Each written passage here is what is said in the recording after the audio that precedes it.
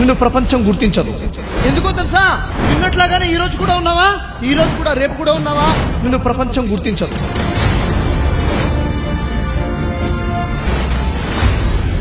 నీలో ఉన్న స్కిల్స్ వేరు. నువ్వు ఎప్పుడు కూడా ఒకరితో కంపేరింగ్ ఉండకూడదు. ఎందుకో తెలుసా? మనల్ని పుట్టించిన మన సృష్టికర్త దైవం మనలో ఏ ఒక్కరిని కూడా స్కిల్స్ ఇవ్వకుండా పుట్టించలేదు. నువ్వు అతను ఒకటి కాదు. ఉండాల్సిన కంపేరింగ్ ఏంటో తెలుసా? ఈ రోజు నీకు, రేపటి నీకు కంపేరింగ్. నీలో ఉన్న స్కిల్స్ ఏంటో గుర్తించి అలా తయారయ్యే ప్రయత్నం చేయి. ఎప్పుడైతే నువ్వు ప్రయత్నం చేయవో రిజల్ట్ ఎలా వస్తుంది? క్లియర్ విజన్ అనేది కావాలి. జరిగింది చెప్తున్నాను వినండి. మీకు ఒక బాబు గురించి చెప్తాను. ఆ బాబు పేరేంటి? వరుణ్. వాళ్ళ నాన్న ఏం పని చేస్తాడో తెలుసా? సైకిల్ రిపేరింగ్ చేస్తుంటాడు. చాలా పూర్. దాని మీద వచ్చే కొంచెం ఇన్కమ్ మీదనే ఫ్యామిలీ గడవాలి. ఆ బాబు ఫీజు కట్టాలన్నా దాంట్లో నుంచే కట్టాలి. ఆ వరుణ్కి చదువుకోవాలని చాలా ఇంట్రెస్ట్, మంచిగా చదువుకోవాలన్న కోరిక. నానేమన్నాడో తెలుసా? ఎంత కష్టమైనా నేను పడతాను రా, నువ్వు చదువుకోవాలన్నా. 9th క్లాస్లో ఉన్నాడు. ఏమైందో తెలుసా?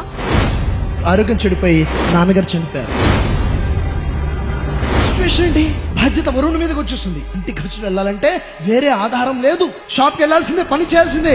ఆ షాప్కి వెళ్ళి పని చేసుకుంటూ స్కూల్కి వెళ్ళడము, మిగిలిన టైంలో షాప్ లో పనిచేయడము. వాళ్ళ మమ్మీ కూడా ఇంట్లో కాకుండా షాప్కి రావడం మొదలుపెట్టింది. షాప్ లో తను కూడా పనిచేయడం మొదలుపెట్టింది. ఒక్కసారి ఊహించండి.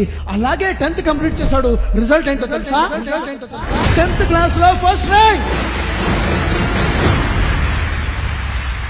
ఆ తర్వాత ఏమైందో తెలుసా?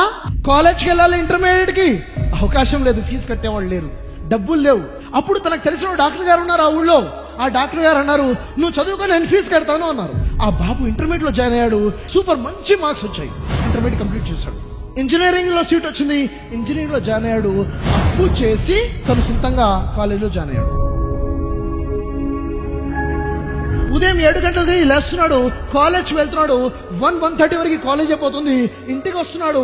2 o'clock నుంచి ఇంట్లో ట్యూషన్ చెప్పడం మొదలు పెట్టాడు పిల్లలకి. 6 o'clock మళ్ళీ సైకిల్ షాప్కి వెళ్ళిపోవాలి. అక్కడ అన్ని లెక్కలు చూసుకోవాలి.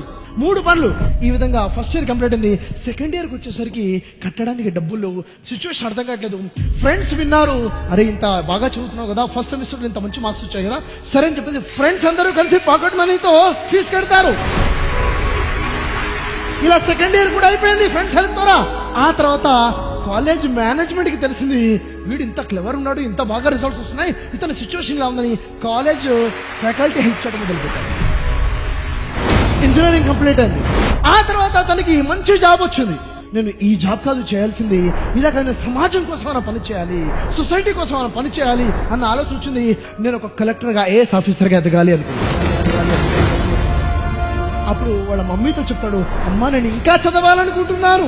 అలాంటి సిచ్యువేషన్ ఇంకా చదువుతానంటే వాళ్ళ అమ్మ పురొచ్చిన సిఎస్ చదవని సింగల్ అటెంప్ట్లో 32 ర్యాంక్ వచ్చింది. ఐఏఎస్లో కలెక్టర్గా ఉన్నాడు. నేను మిమ్మల్ని అడుగుతున్నాను, మీరేంటి? మీకు అలాంటి సిచ్యువేషన్ ఉందా? లేదు కదా. మరి ఎలాంటి రిజల్ట్ రావాలి?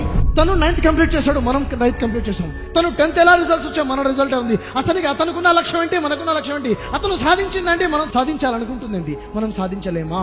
కంపేర్ చేసుకోవాలనుకుంటే ఇలా కంపేర్ చేసుకో. నీతో నువ్వు కంపేర్ చేసుకోవట్లేదంటే నీకు సక్సెస్ లేదు అని. మీకంటూ లక్ష్యం ఉండాలి, చేరాలన్న తపన, ప్రేమ ఉండాలి. అవునా కాదా? జీవితంలో అనేక ఇబ్బందులు, సమస్యలు వస్తుంటాయి. గొప్ప గొప్ప సక్సెస్ అయిన వాళ్ళు ముందు నుంచి గొప్ప స్థాయిలో లేరు.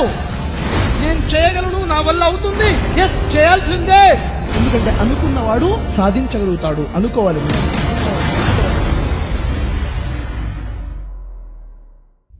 ఈ 1 day workshop activity based workshop. కూర్చోబెట్టి క్లాసెస్ చెప్పడం జరగదు, కూర్చోబెట్టి లెక్చర్స్ ఇవ్వడం జరగదు. Activity based. మీ మైండ్ సెట్ మారుతుంది. ఈ స్టూడెంట్ వర్క్షాప్కి రావటం మీ బాధ్యత. మీ స్టూడెంట్ లైఫ్లో మంచి రిజల్ట్స్ తీసుకొని రావడం నా రెస్పాన్సిబిలిటీ, నా బాధ్యత. ఎస్, కలుద్దాం 16th February హైదరాబాద్. ఈ వర్క్షాప్లో లిమిటెడ్ సీట్స్ మాత్రమే ఉన్నాయి. వెంటనే మీ సీట్ బుక్ చేసుకోండి. లవ్ ఫెయిల్యూర్ వర్క్షాప్, లేక బ్రేకప్ వర్క్షాప్, లేక attraction versus love workshop. Special workshop 1 day workshop plan చేశాం. ఫ్యూచర్ నుంచి క్లారిటీ రావడం కోసం, ప్రేమ అంటే ఏంటో, అట్రాక్షన్ ఏంటో తెలుసుకోవడం కోసం, లవ్ లో ఫెయిల్ అయిపోయాను, బ్రేకప్ అయిపోయాను, చచ్చిపోవాలనుకుంటున్న వాళ్ళ కోసం, రండి. మీరు చచ్చిపోవాలని నిర్ణయం తీసుకునే ముందు ఒక్కసారి వర్క్షాప్ అటెండ్ అవ్వండి. వర్క్షాప్ అటెండ్ అయిన తర్వాత ఒక మంచి నిర్ణయం తీసుకోండి.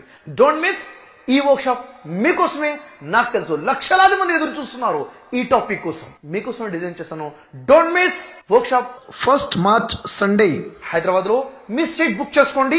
మీకోసం నేను స్పెషల్ గా డిజైన్ చేసిన workshop breakup love failure workshop specially for you.